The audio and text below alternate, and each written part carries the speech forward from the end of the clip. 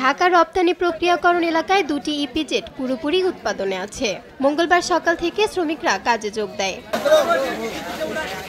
তবে আশুলিয়ার বাইপাইল এলাকায় বার্ডস গ্রুপের শ্রমিকরা টানা ২৪ ঘন্টা নবীনগর চন্দ্রা মহাসড়ক অবরোধ করে বিক্ষোভ করায় সড়কটিতে দীর্ঘ প্রায় ২০ কিলোমিটার যানজট সৃষ্টি হয়েছে। সাধারণ মানুষের ভোগান্তি চরমে। নিরাপত্তায় শিল্পাঞ্চলে কাজ করছেন র্যাব, বিজিবি, পুলিশ ও সেনাবাহিনীর সদস্যরা।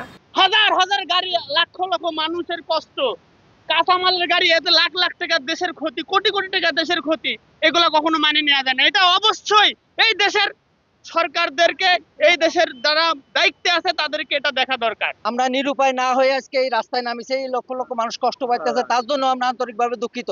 আমরা কাউরে কষ্ট দিতে চাই না, কিন্তু আমরা নিরুপায়। আমরা আমাদের জীবন এখন হুমকির মুখে হয়ে গেছে। আমরা এখন আমাদের মৃত্যু ছাড়া কোনো উপায় নাই। রাস্তা ফলো করছে, এই জন্য কোম্পানির কাছে আমরা যেটা পাবো এইটা আমাদের যদি দিয়ে দেয় তাহলে আমরা যখন দেবে আমরা এখনই রাস্তা ছেড়ে দেবো।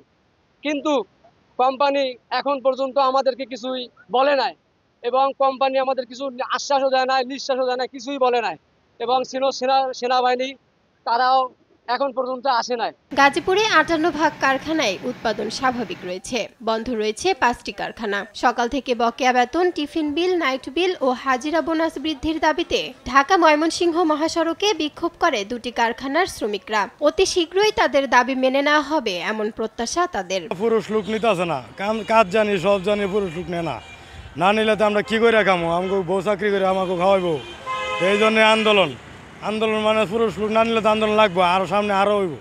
আজকে তো ১ তারিখ, আজকে কম হয়েছে, কালকে আরো হইব, পরশু আরো হইব। এই জন্য নানান সমস্যা। মাইয়া লোক কি ভয়ে খাওয়াইব, পোলা লোক ঘটনাগুলো বদ্ধ হয়ে যায়। আমি আমার জায়গা থেকে মনে করব যে মালিক পক্ষ থেকে যারা আমরা সাধারণ শ্রমিক আছি তারা ক্ষতিগ্রস্ত হবো বেশি। কেন তারা তো তাদের মেধা দিয়ে হাজার হাজার কোটি কোটি টাকা ব্যাংকে জমা রাখছে, ফ্ল্যাট বাড়ি কিনে রাখছে। তারা যদি এই মিল কারখানা বদ্ধ রাখে, তারা ওগুলো ভাড়া দিয়ে তারা সংসার চলে যাবে, দীর্ঘদিন চলে যাবে। আর আমরা যদি ১ মাস ভাড়া না পাই, দেখা যাচ্ছে আমাদের পরের মাসে চলা আমাদের অনেক কষ্ট হয়ে যাবে। আমরা যারা ঢাকা রাজধানীর ভিতরে বসবাস করতেছি, আমাদের এই ফ্যামিলি বাদ দিয়ে কিন্তু দেশের বাড়িতে আরেকটা ফ্যামিলি আছে। আমরা কিন্তু এখানে কিছু অংশ টাকা খরচা করি, বাদ বাকি কিছু টাকা থাকে, তারপরে দেশে পাঠাই দেয়। তারপরে আমাদের মা বাবা আছে, পরিবার আছে, সে টাকা কিছু অংশ তারা কিন্তু বাজার করে তারপরে খায়। আমরা চাই যে এই ফ্যাক্টরিটা ভালোভাবে শান্তির মতন চলুক। আমরাও জানি কিছু টাকা উপার্জন করে নিতে পারি। শ্রমিকটা এটাই চায়। যদি বন্ধ হয়ে চলে যদি যায়, একবারে যদি অল টোটাল যদি বন্ধ হয়ে যায়, তখন শ্রমিকরা কি খাবে, কিভাবে চলবে?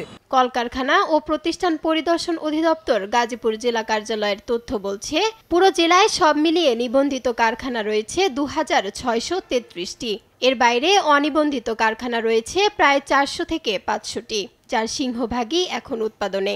এসব কারখানায় শ্রমিক কাজ করছেন প্রায় ২২ লাখ। ফারজানা ইসলাম, নিউজ ডেস্ক, দেশ টিভি।